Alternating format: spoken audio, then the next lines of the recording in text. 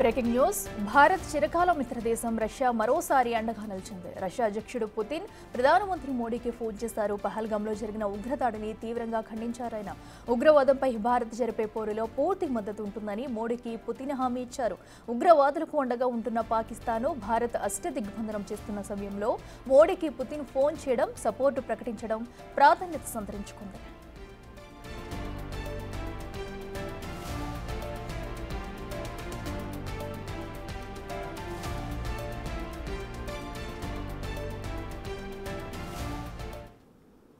రెటిక పహల్గాం దాడి తర్వాత భారత్కు అన్ని దేశాల మద్దతు అయితే పెరుగుతుంది. ఏదైతే ఉగ్ర దాడి జరిగిందో ఆ దాడిని కూడా రష్యా అధ్యక్షుడు పుతిన్ అయితే ఖండించారు. ఈ నేపథ్యంలో ప్రధాని మోడీకి కాల్ చేసి ఈ ఘటనపై సంఘీభావం వ్యక్తం చేస్తూ కూడా ఇటు పాకిస్తాన్పై జరిగే దాడికి ఇటు భారత్కి అయితే పూర్తి మద్దతు తెలిపారు పుతిన్. అయితే ఎప్పటి నుంచి కూడా అటు రష్యాకి ఇటు భారత్కి సత్సంబాలు కొనసాగుతూ వస్తున్నాయి. అయితే ఈ నేపథ్యంలో భారత్పై జరిగిన ఉగ్రదాడి నేపథ్యంలో పుతిన్ అయితే దాన్ని ఖండిస్తున్నామంటూ కూడా పూర్తి మద్దతు ప్రకటిస్తాం, అటు పాకిస్తాన్కి అష్టదిగ్బంధన చేస్తున్న నేపథ్యంలో కూడా దీన్ని సంపూర్ణంగా కూడా మద్దతు తెలుపుతామంటూ పుతిన్ అన్నారు.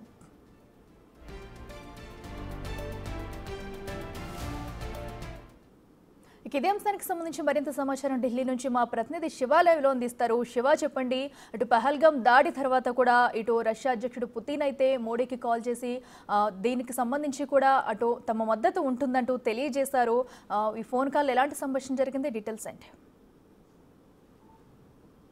రైట్ అఖిల, భారత ప్రధాని నరేంద్ర మోడీకి రష్యా అధ్యక్షుడు పుతిన్ ఫోన్ చేసి ప్రజెంట్ సిచ్యువేషన్ పైన ఆరా తీసినట్లు కూడా తెలుస్తుంది. ఏదైతే పెహల్గాంలోని బైసరన్ వ్యాలీలో ఉగ్రవాదులు కాల్పులు జరిపిన తర్వాత ప్రపంచవ్యాప్తంగా కూడా ఈ ఉగ్రదాడిని అందరూ పాకిస్తాన్ దాని వెనుక ఉంది అనేది కూడా అందరూ దీన్ని ఖండించారు. ఖండించిన నేపథ్యంలో ఇటు ప్రపంచమంతా కూడా భారత్ వైపు ఉంది. దానిలో భాగంగా ప్రతి ఒక్కరు కూడా ప్రధాని నరేంద్ర మోడీకి ఫోన్ చేస్తున్నారు. దానిలో భాగంగానే ఇటు ప్రధానిని మిత్రుడిగా భావించే రష్యా అధ్యక్షుడు పుతిన్ కూడా ఫోన్ చేసి ప్రజెంట్ సిచ్యువేషన్ ఏంటి, ఎలా ఉంది సిచ్యువేషన్, ఏ విధంగా ముందుకు వెళ్తున్నారు, మీకు మా మద్దతు పూర్తి మద్దతు మీకు ఉంటుందంటూ కూడా ప్రధాని నరేంద్ర మోడీకి ఫోన్లో మాట్లాడిన తర్వాత మేము అండగా ఉంటామంటూ కూడా ఒక హామీ అయితే ఇచ్చినట్టు తెలుస్తుంది. అయితే రష్యా భారత్కు మద్దతుగా ఉంటుంటే ఇటు చైనా, మరోవైపు టర్కీ రెండు కూడా పాకిస్తాన్కు అనుకూలంగా ఇటు టర్కీ నుంచి యుద్ధ నౌకరు ఇప్పటికే పాకిస్తాన్కు సంబంధించిన పోర్టులోకి ఇటు టర్కీకి సంబంధించిన ఒక యుద్ధ నౌక కూడా చేరుకుంది. మరోవైపు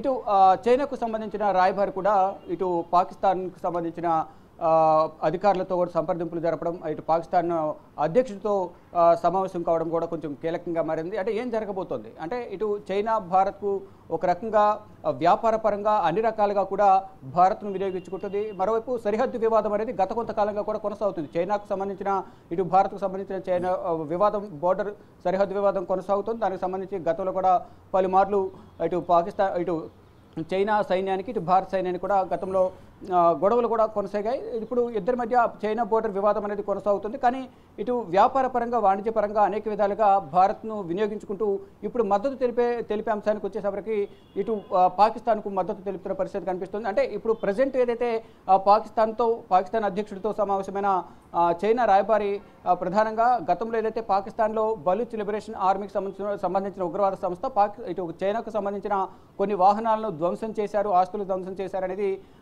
ప్రధానంగా ఉంది. దానికి సంబంధించి మాట్లాడడానికి పాకిస్తాన్ ఇటు అధ్యక్షుడిని కలిశారా, లేదా ఏ అంశాలపై చర్చించాలని కలిశారు? మరోవైపు అంతర్గతంగా అంటే బయటికి ప్రకటించినప్పటికీ కూడా అంతర్గతంగా మాత్రం భారత్కు వ్యతిరేకంగా పాకిస్తాన్కు మద్దతు తెలిపేందుకు అంతర్గతంగా సహాయం అందిస్తోంది చైనా.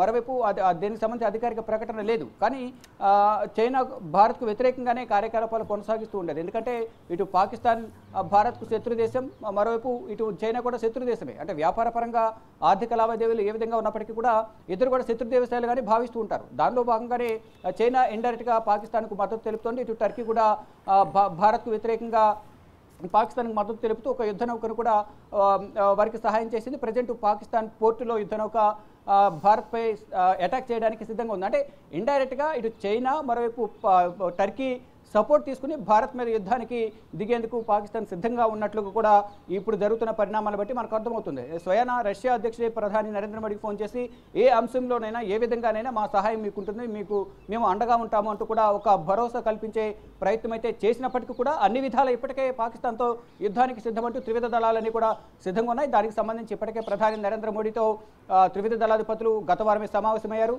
అందరికీ మీరు తీసుకునే నిర్ణయాలకు అన్ని అధికారాలు మీకు ఇస్తున్నాను, స్వేచ్ఛ ఇస్తున్నాను, ఫ్రీడమ్ ఇస్తున్నాను, మీకు ఏదైతే టార్గెట్ ఉందో ఆ టార్గెట్ ఫిక్స్ చేసి టైం ఫిక్స్ చేయండి, దానికి సంబంధించి ముందుకు వెళ్దామంటూ కూడా ప్రధాని నరేంద్ర మోడీ వారందరికీ హామీ ఇచ్చారు. కానీ ఈ ఇండియా ఎప్పుడు ఎటువైపు నుంచి దాడి చేస్తుందనే భయంతోనే ఇతర దేశాల సపోర్ట్ తీసుకునేందుకు పాకిస్తాన్ ప్రయత్నిస్తుంది. దానిలో భాగంగానే ఇటు టర్కీ నుంచి యుద్ధ నౌక తీసుకురావడం కానీ, మరోవైపు ఇటు చైనాకు సంబంధించిన రాయబారి వెళ్ళి కలవడం, అంటే రాయబారి కలిసింది దేనికి?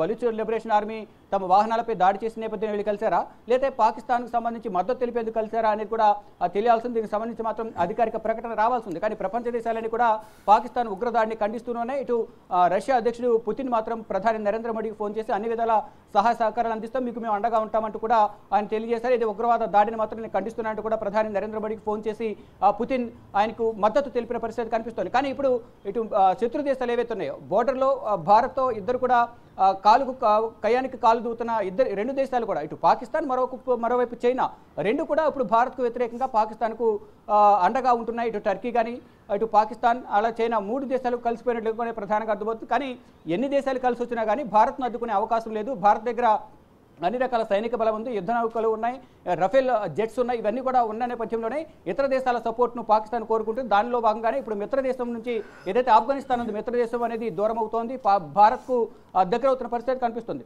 దానిలో భాగంగానే ఒంటరైన పాకిస్తాన్ ఇతర దేశాల నుంచి సపోర్ట్ తీసుకుంటుంది. ఎవరైతే భారత్కు శత్రువుగా ఉన్నారో ఇటు చైనా కానీ మరోవైపు టర్కీ కానీ, టర్కీకి గతంలో విపత్తులు సంభవించినప్పుడు కానీ భూకంపాలు సంభవించినప్పుడు భారత్ నుంచి అనేక సహాయ సహకారాలు అందించారు. కానీ ఇప్పుడు యుద్ధ సమయం వచ్చేటప్పటికి పాకిస్తాన్కు మద్దతుగా టర్కీ వెళ్తుంది. దానికి సంబంధించి యుద్ధ నౌకలు కూడా వారికి సహాయంగా ఇచ్చినట్లుగానే ప్రధానంగా అర్థమవుతుంది. ప్రజెంట్ ఇప్పుడు పాకిస్తాన్కు సంబంధించిన పోర్టులో ఇప్పుడు యుద్ధానికి సిద్ధమన్నట్లు కూడా టర్కీకి సంబంధించిన యుద్ధ నౌకను మోహరించారు. మరోవైపు చైనా కూడా సపోర్ట్ చేస్తోంది. అంటే అధికారికంగా ప్రకటించినప్పటికీ కూడా చైనా రాయబారి ఇటు పాకిస్తాన్ అధ్యక్షుడితో సమావేశం కావడం, ఈ పరిణామాలన్నీ కూడా ఇటు పాకిస్తాన్కు చైనా టర్కీ మద్దతు తెలపబోతున్నాయి అనేది కూడా తెలుస్తోంది. దానిలో భాగంగానే ఇప్పుడు ప్రధానికి రష్యా అధ్యక్షుడు పుతిన్ ఫోన్ చేయడం పట్ల కూడా ఇటు భారత్కు మద్దతు ఇవ్వబోతున్నారు, అన్ని రకాల సహాయ సహకారాలు అందిస్తామంటూ కూడా పుతిన్ ఫోన్ చేయడంతో మరింత ఆందోళనలో పాకిస్తాన్ ఉంది. దానికి సంబంధించి ఇప్పటికే పాకిస్తాన్ అంతర్యుద్ధం ఎదుర్కొంటున్న పరిస్థితి కనిపిస్తోంది. ఇటు బిఎల్ఏ కానీ టీపీటీ తెహ్రీక్ తాలిబాన్ ఉగ్రవాద సంస్థ నుంచి కానీ మరోవైపు బలూచ్ లిబరేషన్ ఆర్మీ ఇప్పటికే అంతర్యుద్ధంతో